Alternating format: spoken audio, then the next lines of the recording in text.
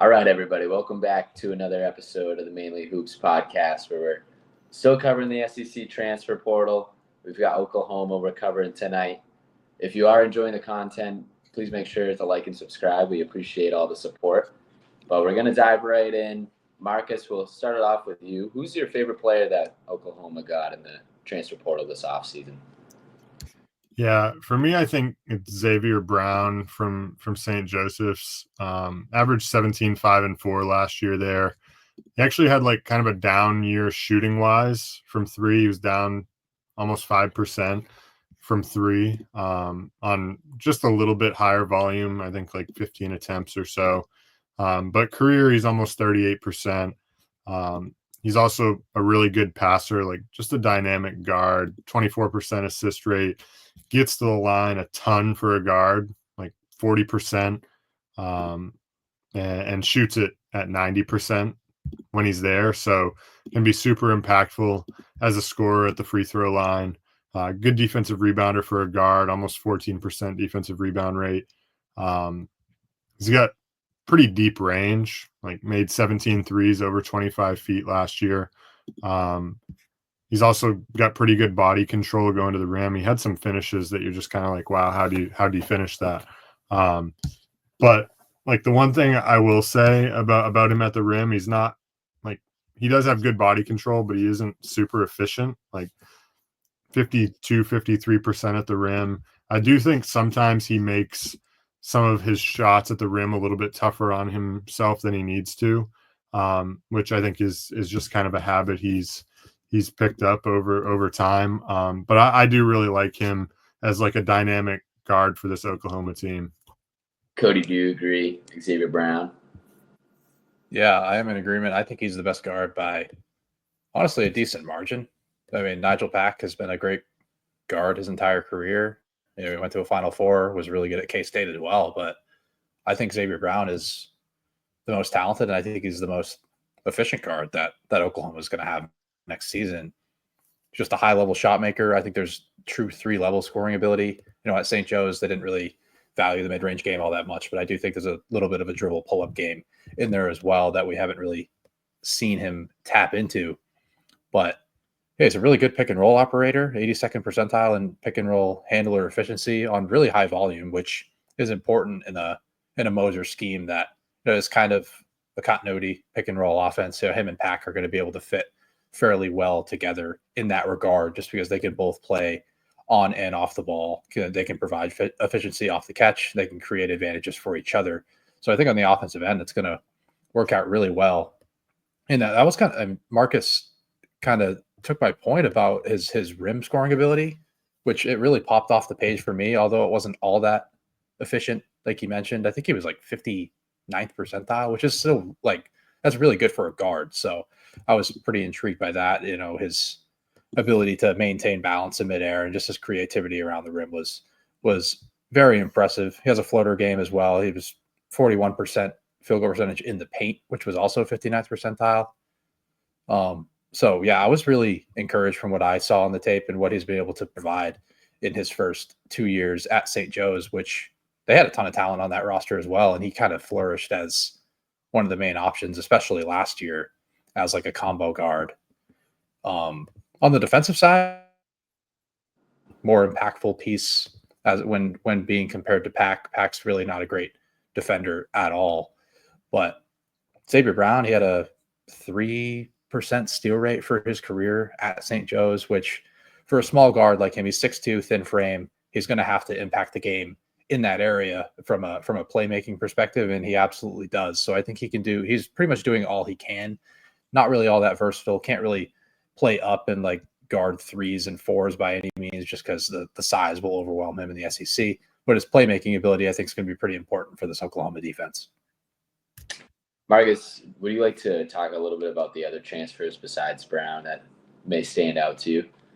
Yeah, I'll just quickly touch on Nigel Pack. Cody already did enough with him, but like he had a very tough year last year at Miami.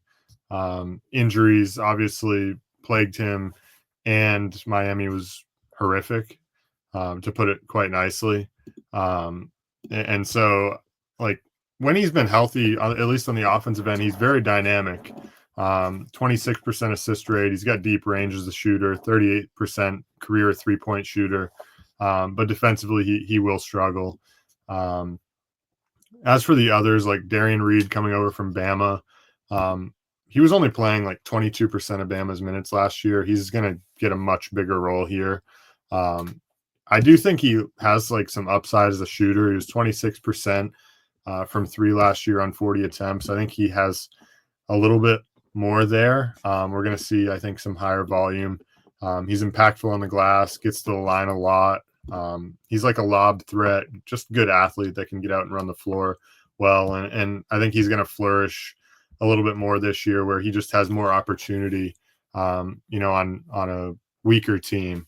And then the other one, Tay Davis coming from Notre Dame, not a guy that's not a great shooter, but he gets to the rim, gets to the line a lot. 199 free throw attempts last year, shot it at 72%. He's just kind of a driver, explosive finisher, like serviceable shooter when open, 30% last year from 3. So like you at least have to honor it a little bit, but he's primarily going to get his scoring at the rim and at the foul line. Cody, any other transfers that stand out to you? And you can touch on Marcus too. Yeah, I talked about Pack a little bit. Like I think just what Pack and Brown are going to be able to do together on the offensive end is going to be really crucial for this Porter Moser offense. And I think they ultimately make this Sooner offense a top 25 to 30 offense in the nation. But a guy like Darian Reed, who's going to fill in at the 3, most likely, I think is going to be really crucial for this team on the defensive side. They just didn't really have a ton of like great wing defenders that could, be switchable. And he's going to have to mask a lot of the issues that Pack and Brown have from like just a size perspective in general. So Reed's going to have to step up in this regard. He's got a ton of length at 6'8", can guard on the perimeter, some rim protection, not a ton, only 0.2 blocks per game, which he didn't really play all that much at Alabama last year, but I just think his wing defense, his positional versatility too. I think he can play down at the 4, maybe a little bit at the 2 because he can handle it pretty solidly for a 6'8" guy. But I think he'd be probably the swing piece for this team, especially if his jump shot comes along. Like, there's some optimism, especially from Marcus there. We touched on Tay Davis a little bit. I think it's not like the greatest fit here just because I'm not all that high on him as a defender and all that much as like playing in a secondary role in the offensive end, because obviously the on-ball usage is going to be taken up by Brown and Pack. Davis is off the ball shooting, needs his time and space to really provide efficiency there, and just isn't going to play in isolation as much as he did with the Micah Shrewsbury offense at Notre Dame, that they really needed him to play in that role. And Porter Moser's not really going to need that this season. So just like the connector qualities from Tay Davis don't really pop off the page for me. Then just one other guy, I know he's not a transfer, but he didn't play at all last season, is Jaden Jones, who came from Long Beach State 2 years ago. I think he's going to be really important. Him and Darian Reed are going to be very important for the wing defense that really struggled last season. So I think that's just the guy to monitor here next season. What can we expect from this Sooner team in this upcoming season? Marcus, we'll go with you. Yeah, it's hard to say. Like, I still worry a little bit about the front court. Last year that was a concern. This year, like, they still didn't really like bring in any major like rim presence, rim protector, defense, like strong defensive rebounder. So I think like that's still a concern. I don't know if they're going to get to 20 wins. Like last year, of course, they had the really hot start, 13-0, and then finished 20-13. I think they're going to struggle in the SEC. I think they'll be okay, probably about the same though. In league, I don't think they'll be quite as dominant. Like, it's hard to beat 13-0 out of league. I'd kind of expect them to win somewhere in that ballpark of like 17-19 games on the high end. I think that's kind of a good number for them. Cody, what are your expectations? Yeah, I think I would agree from the sense that they're probably not going to get the 20 wins. I think there's a chance, but just the hot start and like the softer schedule that they played early in the season allowed them to get to 13-0. But I actually think this is a more well-rounded team than they were last season. Obviously, they had a lottery pick in Jeremiah Fears, who really broke out right away as a reclass guy and really didn't dominate the SEC. But I mean, 17 points a game as a younger freshman was pretty impressive.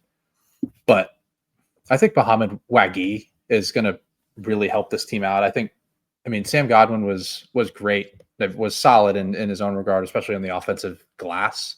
But I do think it was kind of time for him to walk out the door and sort of hand the keys over to a more like a better rim protector. And I think Muhammad Waki kind of brings that to the table, and he's still going to be able to maintain the offensive rebounding ability.